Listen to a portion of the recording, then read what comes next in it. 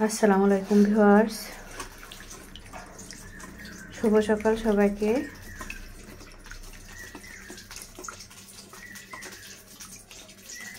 আজ রান্না করব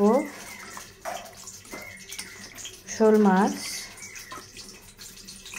অনেকগুলা মাছ এনেছিলাম, সেই মাছের মধ্যে শোল মাছও ছিল। এজন্য শোল মাছ পেঁয়াজ দিয়ে এভাবে ভুনা করব।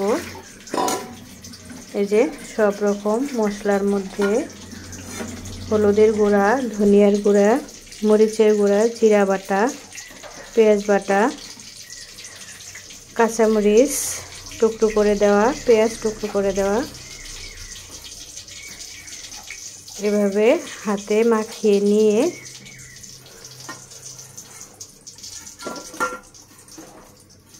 তারপর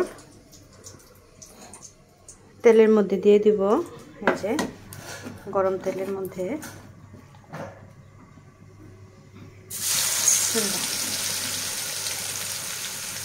বিসমিল্লাহির রহমানির রহিম।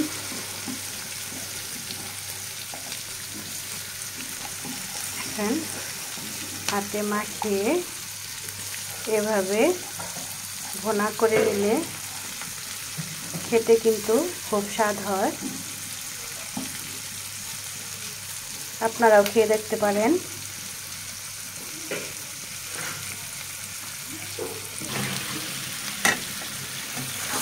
এখন একটু নাড়াচাড়ি করে এই অল্প কিছুক্ষণ কষিয়ে নিয়ে সামান্য পরিমাণ পানি দিয়ে দিব। যেহেতু ভুনা করব এর জন্য অল্প পরিমাণে পানি দিব।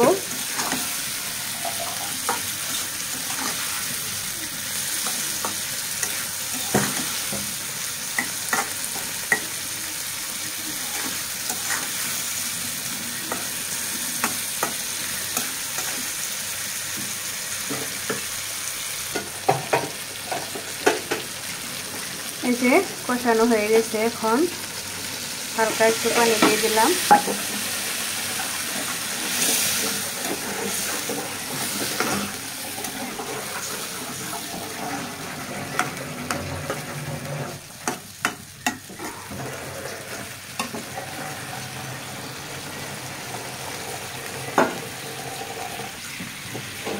এবার ঢাকনা দিয়ে ঢেকে 5 মিনিটের মতো রান্না করব।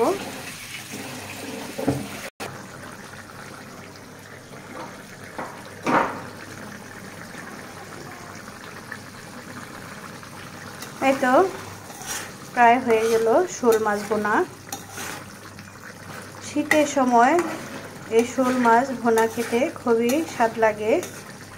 বিশেষ করে সকালবেলা এই ঠান্ডা তরকারি খেতে খুবই স্বাদ। আমরা আগে খেতাম এভাবে, এখন তো সময় হয় না, সময় পাওয়া যায় না, এর জন্য সময় নিয়ে এভাবে খাওয়া হয় না।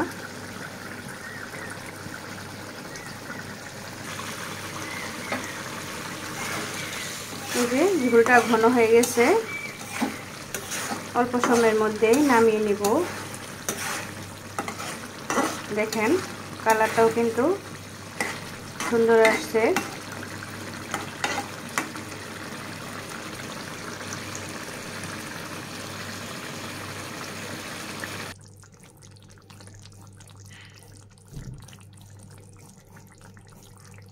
হয়ে গেল শোল মাছ ভুনা।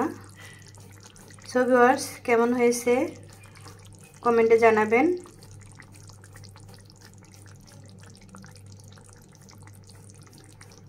ভালো থাকবেন সবাই, দিন কাটুক নিরাপদে, সুস্থ থাকুন।